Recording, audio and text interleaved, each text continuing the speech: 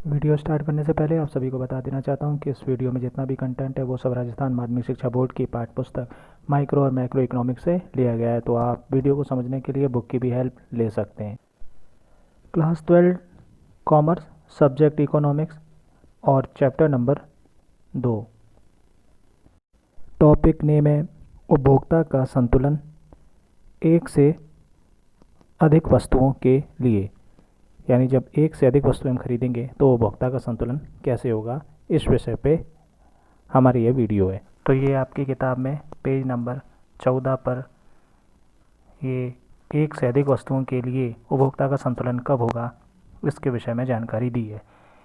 एक से अधिक वस्तुओं के उपभोक्ता संतुलन में दो शर्तें काम करती हैं, ये आपको ध्यान रखना है। दो शर्तें काम करती हैं तभी उपभोक्ता संतुलित होता है।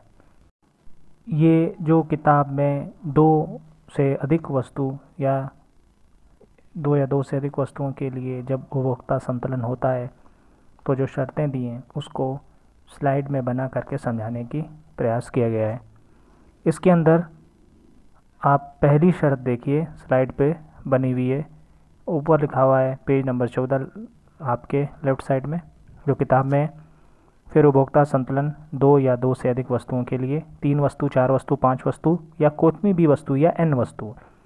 तो उसके लिए पहली शर्त क्या है, देखिए M U X upon P X बराबर एम यू वाई बटे पी वाई बराबर एम यू जेड बटे पी जेड। ऐसे करते हुए किताब में डैश डैश डैश करते हुए एम यू एन बटे पी एन लिखा हुआ है। एम यू आप सभी जानते हैं मार्जिनल यूटिलिटी, एक्स वस्तु का नाम, पी प्राइस, एक्स वस्तु का नाम। तो फिर सेकंड एम यू वाई यानी कि मार्जिनल यूटिलिटी ऑफ वाई बटे पी वाई यानी कि प्राइस ऑफ वाई। इस फिर देखिए बराबर एम यू जेड यानी मार्जिनल यूटिलिटी ऑफ जेड बटे पी जेड यानी कि प्राइस ऑफ जेड।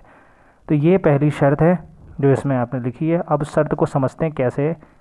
तो उसके लिए लिखा हुआ है कि सम सीमांत उपयोगिता नियम के अनुसार, नीचे देखें, सम सीमांत उपयोगिता नियम के अनुसार अगर एक ग्राहक यानी कि उपभोक्ता दो या दो से अधिक वस्तुओं का उपभोग करता है तब उपभोक्ता संतुलन उस स्थिति में होगा जब सभी वस्तुओं पर मुद्रा की एक इकाई खर्च करने पर उनसे प्राप्त होने वाली सीमांत उपयोगिता बराबर हो।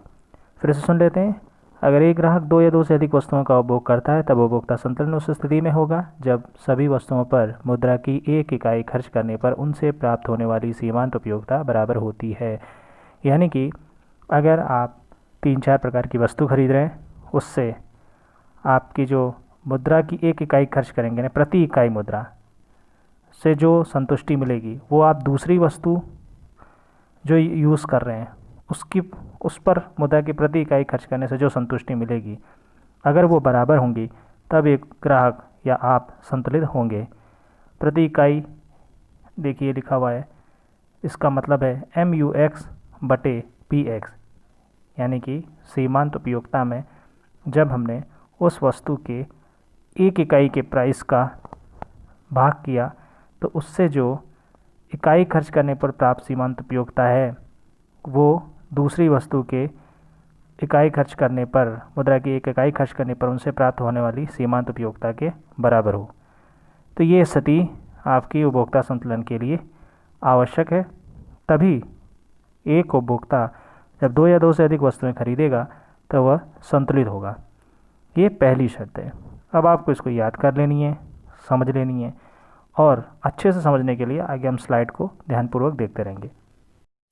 तो आप जब दूसरी शर्त को देखेंगे तो आपको ये स्लाइड मिलेगी। ये देखिए दूसरी शर्त है। ऊपर जो बॉक्स बना हुआ है ये तो पुराना वाला है, पहली शर्त है, साथ में लिखी हुई है। और दूसरी शर्त के पास में देखिए नीचे एरो बनाया हुआ है, आपके राइट साइड में आपको दिख जाएगा। पढ़ते हैं।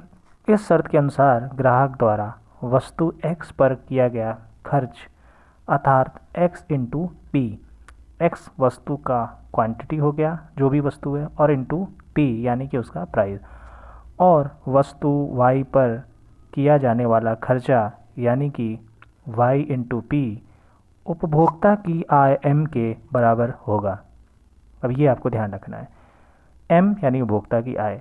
अगर आप नहीं समझ पा रहे हो उपभोक्ता की आय, तो आप ये समझ लीजिए आप मार्केट जा रहे हैं और आपके पास में 100 रुपये हैं और आपको 2 सब्जियां लेनी हैं।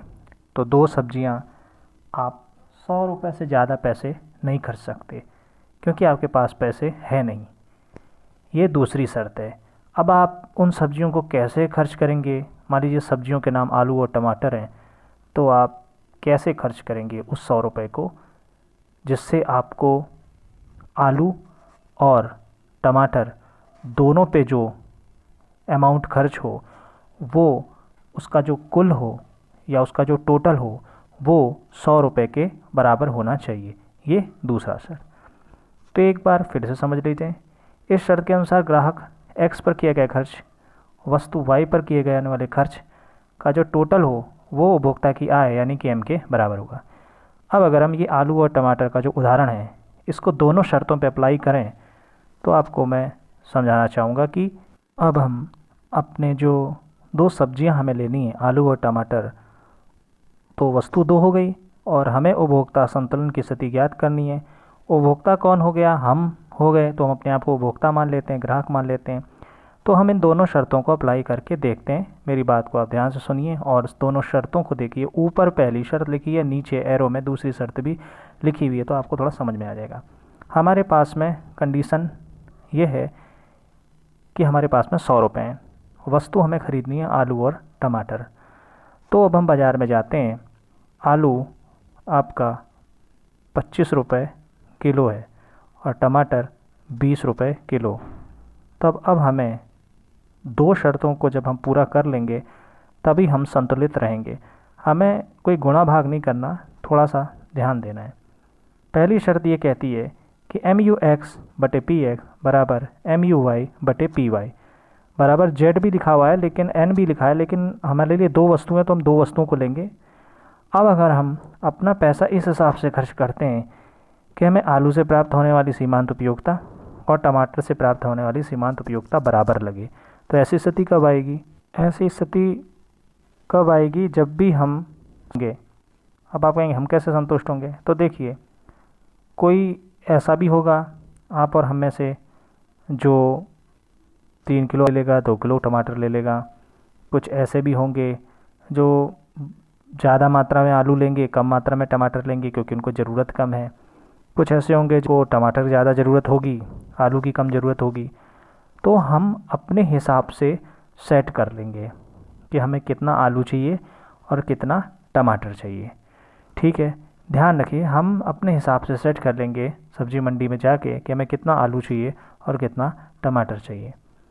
फिर हम क्या ध्यान देंगे? फिर हम ये ध्यान देंगे कि हमारे पॉकेट में पैसे कितने हैं, यानी कि कंडीशन नंबर 2, हमारे पास में पैसे कितने हैं, एम कितनी है, आय कितनी है। तो हम देखेंगे हमारे पास में आय है 100 रुपये। अब हम उस 100 रुपये के अकॉर्डिंग अपने आलू और जो हमें टमाटर ख़रीदने हैं उसकी क्वांटिटी को एडजस्ट करेंगे। यानी इस प्रकार से 2 किलो या 3 किलो आलू या 2 किलो टमाटर या 3 किलो 4 किलो टमाटर, कुछ भी ऐसी व्यवस्था बैठाएंगे कि हमारा काम भी बन जाए, यानी आलू टमाटर भी हमारी ज़रूरत जितनी है उतनी पूरी हो जाए। ज़रूरत जितनी है उतनी पूरी हो जाए का मतलब MU(x/P(x) बराबर MU(y/Py) हो जाए, पहली शर्त कंडीशन पूरी हो जाए। और दूसरा, हमारा 100 रुपये के अंदर अंदर वो चीज़ आ जाए, यानी हमारे 100 रुपये खर्च हों, उससे ज़्यादा पैसे खर्च ना हों। बचाने वाली स्थिति नहीं है, 100 रुपये के बराबर की स्थिति है। बचाने वाली स्थिति नहीं होगी। आप सोचेंगे ना 90 रुपये में काम चला लें, 10 रुपये बचा लें, वो अप्लाई नहीं होना है। 100 रुपये के बराबर हमें चीज़ को ख़रीदना है।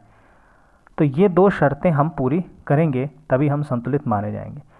अब आप सोच रहे होंगे कि ये इतना टिपिकल बोलने में या समझने में लग रहा है, या ऐसा हम प्रैक्टिकली करके समझ सकते हैं।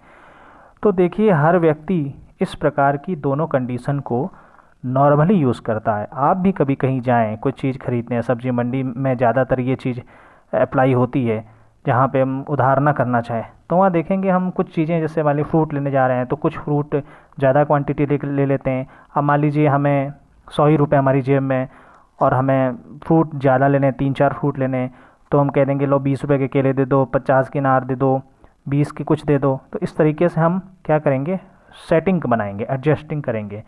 और वो एडजस्टिंग में क्या होगा, हमारे फ्रूट भी आ जाएंगे सारे। फ्रूट आने का मतलब MUX/PX, MUY/PY, MUZ/PZ भी हो जाएगा, ये कंडीशन भी हमारी सेट हो जाएगी। और दूसरी कंडीशन क्या है कि हमें वो 100 रुपये में ही सब खरीदना है। तो इसका मतलब हमारे जो उपभोक्ता आय है X/P, Y/P plus Y/P plus Z/P, ये भी हमारी कंडीशन पूरी हो जाएगी। यानी ये दो कंडीशन जब पूरी होगी तो हम संतुष्ट माने जाएंगे। तो ये दूसरी कंडीशन का जो सूत्र है वो लिखा है X/P plus Y/P equal to M, यानी कि जो हम खर्च कर रहे हैं वो हमारे जेब में रखे पैसों के बराबर हो। तो ये थी दो कंडीशन जिसमें उपभोक्ता संतुलन की स्थिति में होता है, जिसमें उपभोक्ता संतुलन की स्थिति में होता है। यानी अगर आप सम सीमांत उपयोगिता के नियम के हिसाब से समझना चाहें कि दो या दो से अधिक वस्तु में उपभोक्ता कब संतुलित होगा, तो पहली शर्त यह कि उसके द्वारा प्रति इकाई जो भी खर्च किया जा रहा है उससे प्राप्त होने वाली सीमांत उपयोगिता हर वस्तु की बराबर हो। और नंबर 2, उसमें वस्तुओं पर खर्च किए जाने वाला जो अमाउंट है या जो व्यय है वो अकॉर्डिंग कस्टमर पॉकेट, यानी कि वह जो खर्च है वो उपभोक्ता की आय के बराबर हो। ठीक है, तो ये था हमारा सम सीमांत उपयोगिता का जो दो वस्तुओं के लिए संतुलन है उसके विषय में जानकारी जो हमने समझी। अब पेज नंबर कितना जो 15 है उसको आप देखेंगे, ऊपर की साइड एक टेबल बनी हुई है। मैंने आपको ये जो स्लाइड है इसकी फ़ोटो व्हाट्सएप पे भेज दी थी और आपसे ये भी कहा था कि इसको प्लीज़ आप नोट कर लीजिएगा जो जो इंटरेस्टेड है, क्योंकि जब हम इसको समझेंगे तो हमें ये छोटे छोटे अक्षर समझ में नहीं आएंगे, और अगर आपने ये बनाई हुई होगी तो आप इस टेबल की हेल्प से इसको समझ सकते हैं। हमें पेज नंबर 15 ओपन कर लेना है किताब का, और ये जो बनाई हुई टेबल जो मैंने आपको व्हाट्सएप पे फ़ोटो भेजी थी उसको भी ओपन कर लेना है और समझना है। एक्चुअली समझना क्या है कि दो वस्तुओं की स्थिति में एक उपभोक्ता कब संतुलित होगा, या दो से अधिक की वस्तुओं की स्थिति में एक उपभोक्ता कब संतुलित होगा। इसका उदाहरण मैंने आपको अभी केले और आलू और टमाटर का दिया, लेकिन यहाँ पर किताब में भी एक उदाहरण दिया है जिसमें एक टेबल दी गई है और आपको बताया गया है कि कैसे एक उपभोक्ता संतुलित होता है। मैंने उस टेबल को दोनों शर्तों के हिसाब से कंबाइंड करके एक्सप्लेन करने की कोशिश की है। आई होप आपको समझ में आएगा। तो पहला देखिए, ऊपर आपकी टेबल में लिखा हुआ है मात्रा, सेकंड लिखा है MUX यानी केले की 30 रुपये पर केजी की वो है रेट है, और फिर लिखा है MUX/PX यानी कि वो जो शर्त का पहला हिस्सा, फिर X/P यानी दूसरी शर्त का पहला हिस्सा, फिर नेक्स्ट लिखा है MUY यानी सेब की जो पर केजी है रेट वो और उसकी मार्जिनल यूटिलिटी, उसके बाद में MUY/PY यानी पहली शर्त का दूसरा हिस्सा, फिर Y/P यानी पहली शर्त का दूसरा हिस्सा, उसके बाद में लिखा हुआ है X/P plus Y/P equal to M। अब आपको इस टेबल को समझना है। तीन चीज़ें आपको किताब में मिल जाएंगी, मात्रा और MU, बाकी चीज़ें आपको मैंने बना के दे दी हैं। पहली मात्रा, जब हम एक केला यूज़ करते हैं तो किताब में लिखा हुआ है हमको 385 यूटिल्स की प्राप्त होती है संतुष्टि। तो यह प्रति इकाई संतुष्टि कितनी प्राप्त होगी, तो उसके लिए हमने 385 बटा PX किया। अब आप कहेंगे कि PX क्या है, तो P प्राइस यानी कि 30 और X यानी कि केला वस्तु का नाम। तो 385 बटे 30 किया तो कितना आया, 12.83 आया। ठीक है, फिर हमने उस पर खर्चा कितना हो रहा है पहली वस्तु पे ये चेक किया, तो खर्चा है एक केले पर 30 रुपये, तो 1 × 30 1 × 30 इक्वल टू 30। सेकेंड देखिए, मतलब आगे उसके आगे लिखा हुआ है सेब की रेट क्या है 90 रुपये, और जब हम मात्रा यानी कि एक सेब यूज़ करते हैं तो उससे हमें 1150 यूटिल्स की MU प्राप्त होती है।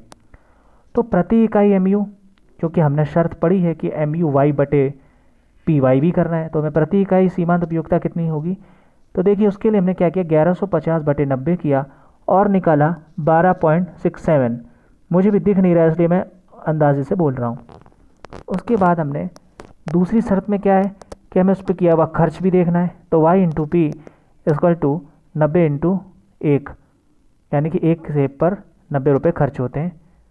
तो हमने ये दो शर्तों के जो ज़रूरी मटेरियल है वो निकाल लिया, और फिर हमने प्लस भी कर दिया जो हमारा खर्चा है। एक सेब पे एक मात्रा का हम अगर सेब लेंगे और एक मात्रा का हम केला लेंगे तो हमारा खर्चा कितना आएगा वो भी हमने लिख दिया।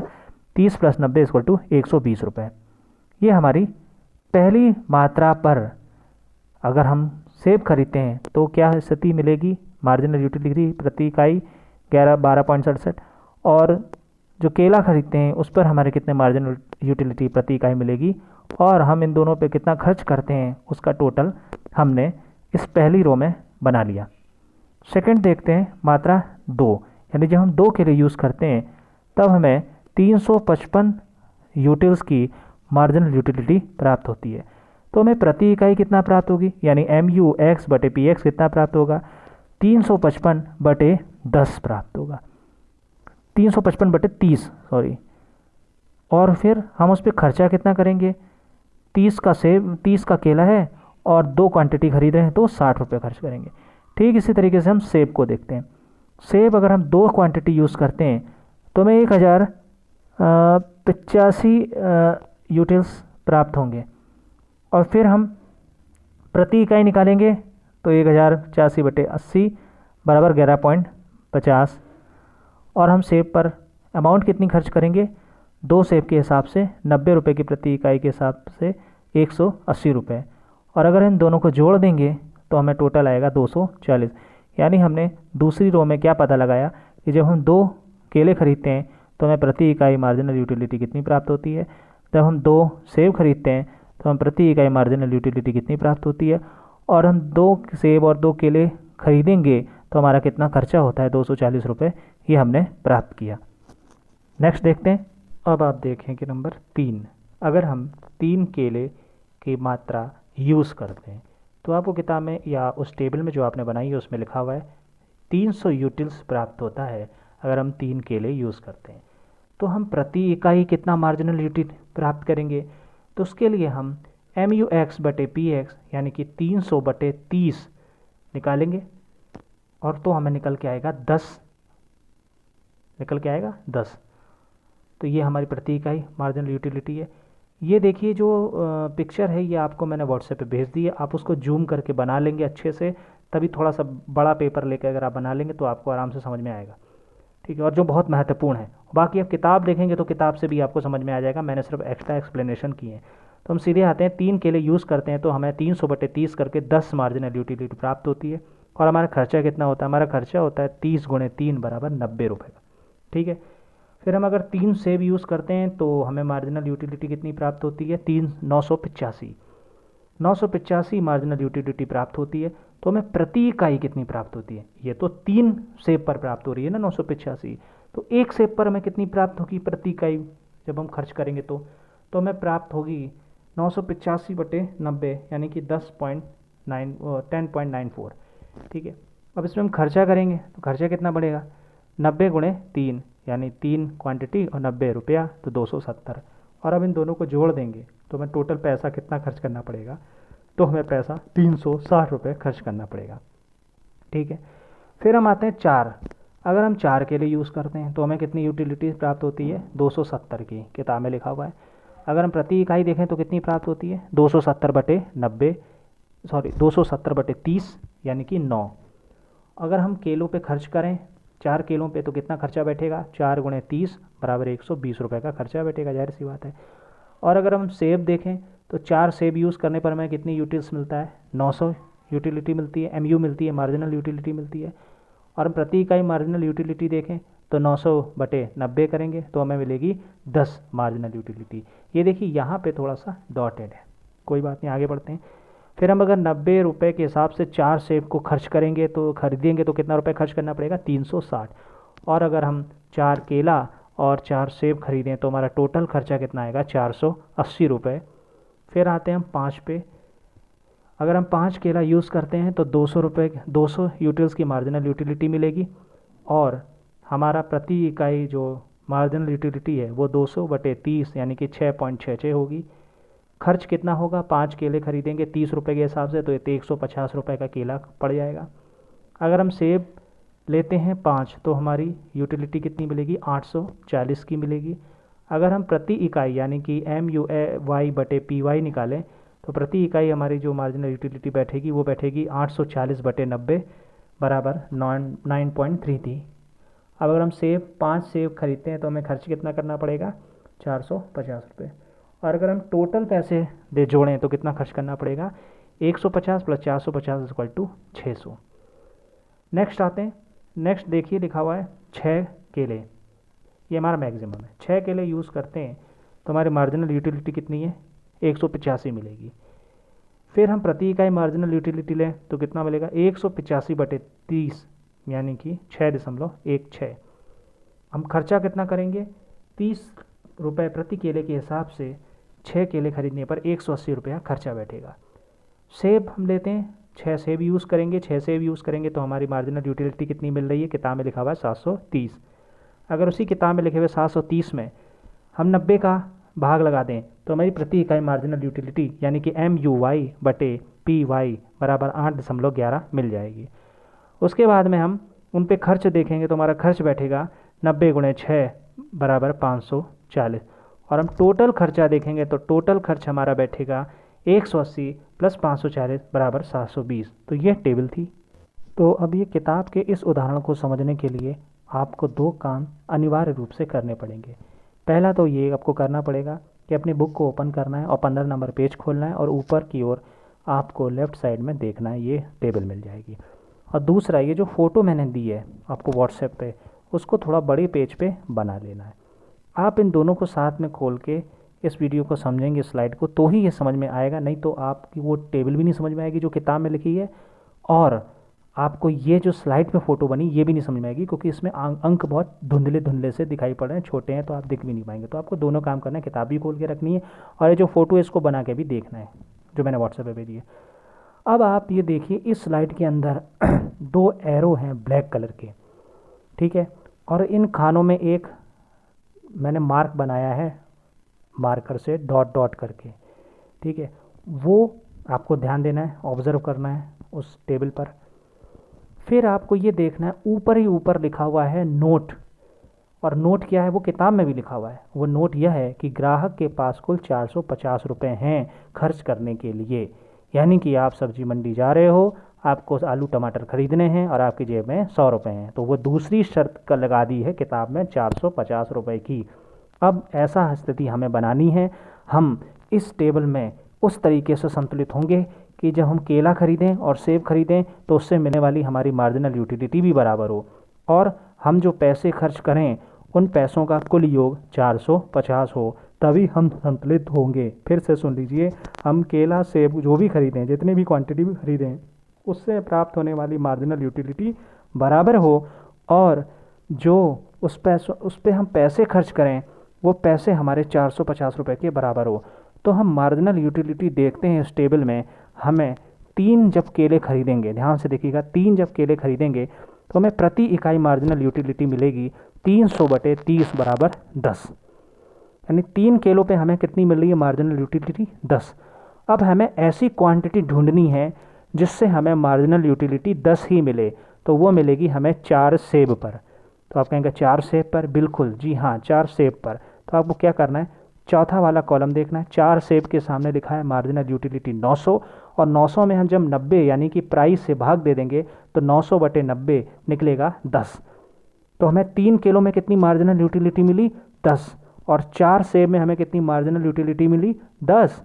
तो 10 बराबर 10, यानी MUX/PX = MUY/PY = 10। आ गया बात समझ में? तो ये पॉइंट आप घेरा बना लीजिएगा, 3 केले पर और 4 सेब पर। तो ये हमारी स्थिति बनी पहली। तो ये इस स्लाइड में देखो, पहली शर्त ऊपर लिखी है, क्या लिखी है, 3 केले पर प्राप्त सीमांत उपयोगिता बराबर 4 केले पर प्राप्त प्रति इकाई सीमांत उपयोगिता।